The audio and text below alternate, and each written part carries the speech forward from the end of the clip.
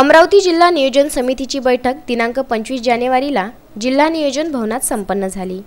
या बैठकीचा आढावा घेऊन 219 कोटींचा आराखडा तयार करण्यात आला असल्याची माहिती महिला व बालविकास मंत्री तथा पालकमंत्री यशोमती ठाकूर यांनी बैठकीनंतर पत्रकारांशी बोलताना दिली।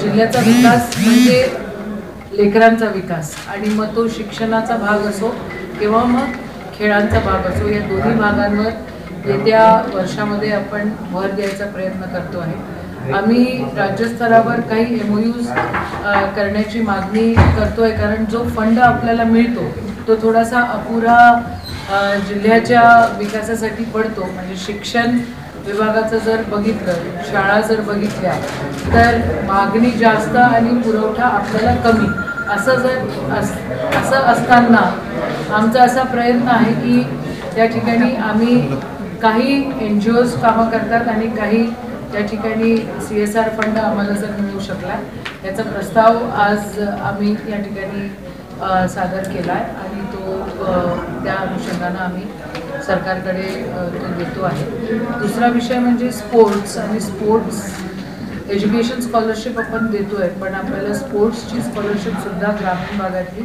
आणि शहरी भागातली, म्हणजे अमरावती जिल्हा हा काही खूप मेट्रोपॉलिटन डिस्ट्रिक्ट आहे अशातला काही भाग नाही। शहर जरी असलं तरी सेमी अर्बन आणि सेमी रुरल असं म्हणावं लागेल। आणि जेवढी पोरं शिक्षणामध्ये त्यांना प्राधान्य मिळतं तेवढं स्पोर्ट्समध्ये मिळत नाही, ते सुद्धा कशा हिशोबानं आता करायचं आहे याचं आज या ठिकाणी आम्ही डिस्कशन केलं। बैठकीपूर्वी बेटी बचाव बेटी पढाव या बॅनरवर मान्यवरांनी आपल्या स्वाक्षऱ्या केल्या। त्यानंतर पालकमंत्री यांनी सभागृहात या संदर्भात सर्वांना शपथ दिली व सभा सुरू केली।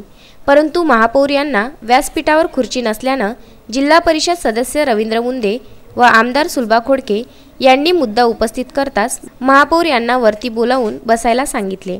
यानंतर अशा सभेत प्रोटोकॉलनुसार नाव ठेवण्याचे प्रशासनाला निर्देश दिले, तर नियोजनात शिक्षण व खेळ याला प्राधान्य देऊन अतिरिक्त निधी उपलब्ध करून देण्यात येणार आहे। या बैठकीला जिल्हा परिषद अध्यक्ष बबलू देशमुख, जिल्हाधिकारी शैलेश नवाल, महानगरपालिका आयुक्त, जिल्हा परिषद CEO, आमदार, खासदार, नगराध्यक्ष, महानगरपालिका सदस्य व विविध विभागाचे अधिकारी उपस्थित होते।